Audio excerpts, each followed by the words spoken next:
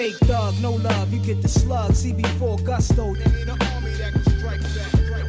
Y'all know my stilo. There ain't an army that can strike back. Y'all know my stilo. There ain't an army that can strike back. Y'all know my stilo. There ain't an army that can strike back. Y'all know my stilo. There ain't an army that can strike back. Y'all know my stilo. There ain't an army that can strike back. Y'all know my stilo. 6:32 on TSN 690. It's Game Points with Matthew Ross. We're soldiering on with the bit of a nasal situation, a throat situation, but we're getting through it. TSN Matthew on Twitter.com is the handle if you have any questions or comments during the program. We have Mr. Mo Khan here in studio, as well as Brandon London. Just thought it'd be funny to introduce Mo before Brandon, but Brandon London, of course, of the Montreal Alouettes. Stefano Micella helping us out as well, and Jimmy G on the board. But right now, we're very pleased to welcome in defensive back from the Montreal Alouettes, a teammate, of course, of Brandon London's. We have Jerald Brown on the phone. Hey, Jerald, how you doing? How you doing? I'm wonderful. Thanks for taking some time today. This is an interview being run by your teammate, so I'm gonna step away and not interfere. Brandon, go ahead. JB, what's up, man? What's going on, bro? Hey, they asked me if I wanted to get a guy on, one of the teammates on for a segment, and the first person I thought was obviously you, because I feel like you played the best game. You were the MVP for us, and I just wanted to talk, just ask you a couple questions on, how you were feeling out there the other night, and how the defense feels, coming off of a game like that. Well, out there the other night, it was fun. We had fun. I appreciate the way the coach called the game. We was attacking, and that's all we do, we attack. So, Hold on a second. Hold on, Jerald. You watching a Western or something? Turn the TV down. Oh, it's loud? Yeah, man. Y'all should have told me that before I was on. What y'all over there playing Madden? Nah. I actually was at a restaurant because I was told 6:45, but that's fine.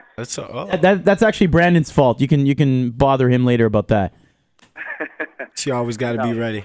But yeah, what type of thing? Obviously, because everybody, we've only scored 11 points in the last 2 weeks. So with the offense struggling, quote unquote struggling, like everyone's saying, like we are right now, what type of things motivate you guys to go out there and play the way that you guys have been playing? Just trying to be the best and understanding that once the offense get their things situated and turned around, that we still have to be on top of our game. So at this point, we cannot focus on what the offense is doing. We have to keep our things intact and make sure we handle our business, because it'll be a shame, when the offense get everything clicking, for us to fall apart and not be playing as well as we are. And we still understand, even though we're playing pretty good, we have some things that we can clean up. Because truth be told, some of the plays have been given up on broken plays or penalties.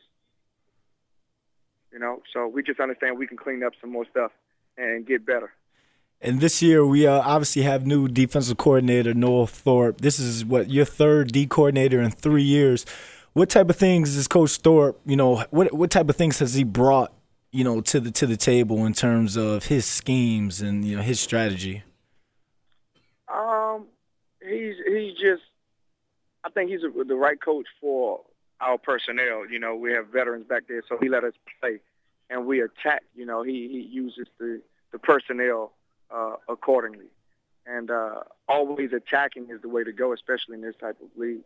He's not a passive guy, and he understands the nuances of the CFL game.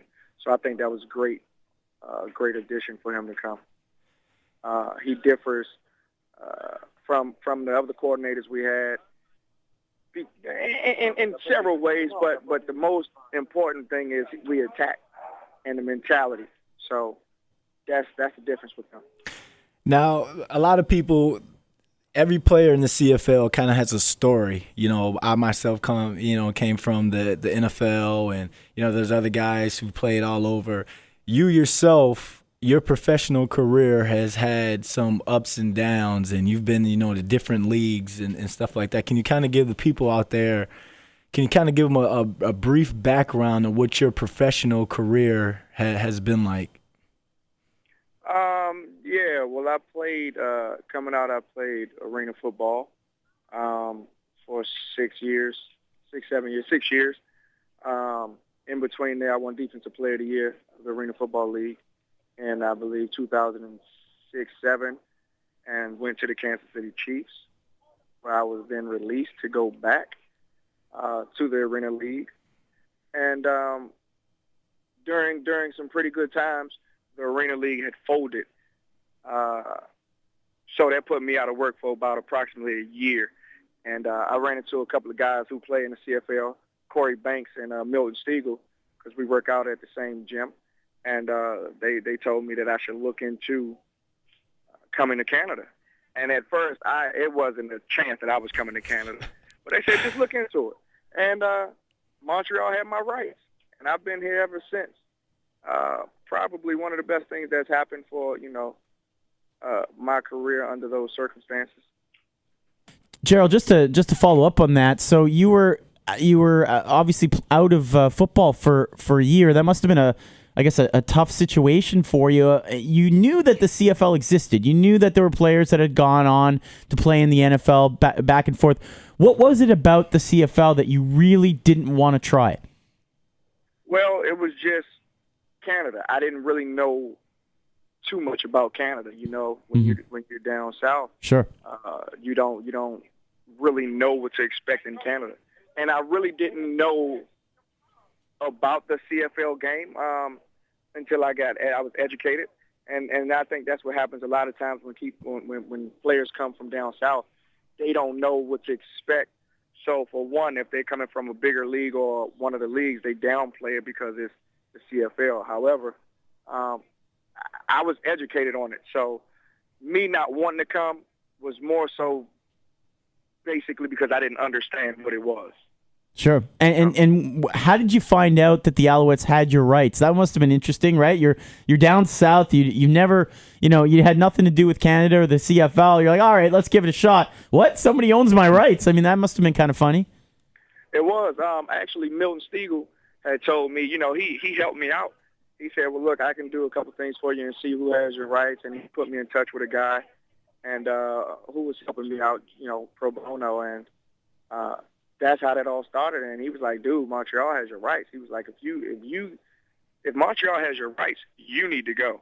He was saying that was one of the better organizations that we have in his league. And they take care of you, and they was winning. There's a winning franchise. So he was like, if you can go up there and make the squad, then you'll be pretty good. So therefore, that's what happened.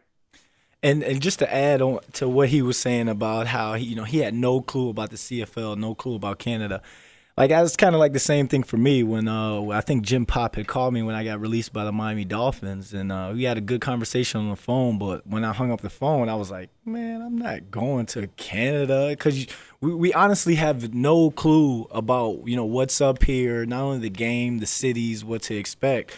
And just a little story is me and Eric Delorier, we were having a talk last year, and he said something about some Canadian city, and he was like, what?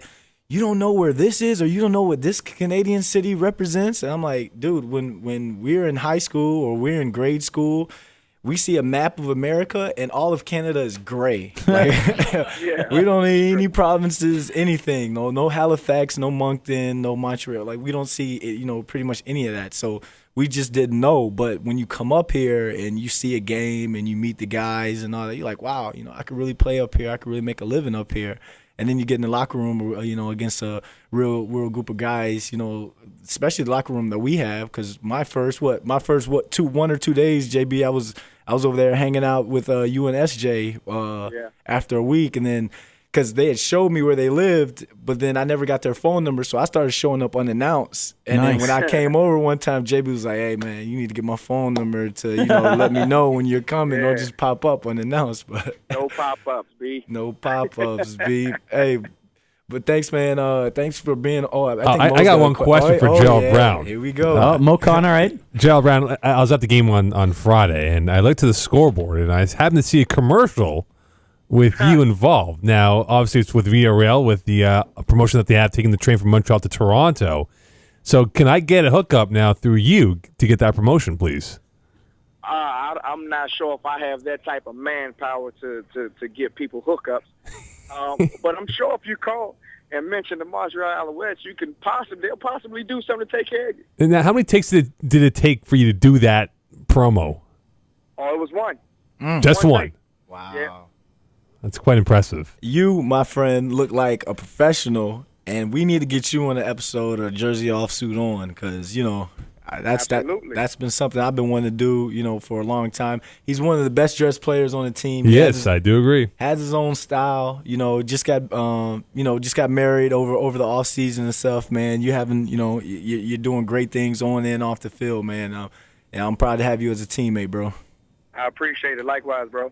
Now, Jerald, we're supposed to chat with Scooter Berry as well of the Alouettes. What are your impressions on Scooter?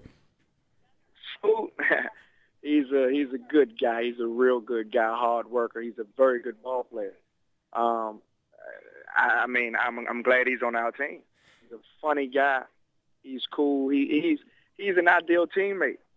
That's my impression. And the thing is, we're trying to get in touch with him, man. But he's talking. He doesn't know if he wants to be on the show now because he doesn't have a Canadian phone yet, and he says he don't want to get hit with the roaming charges.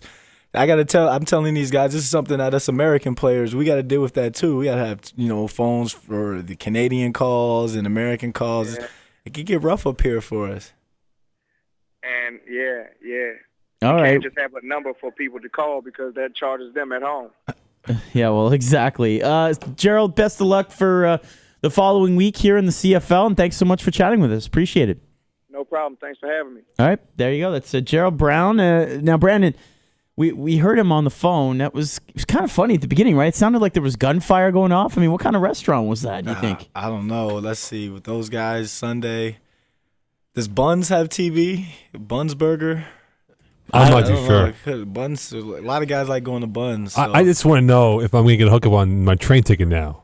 God, it's always about you, huh? Eye guy. He's an eye guy. Jeez. Wow. All right. Fair enough.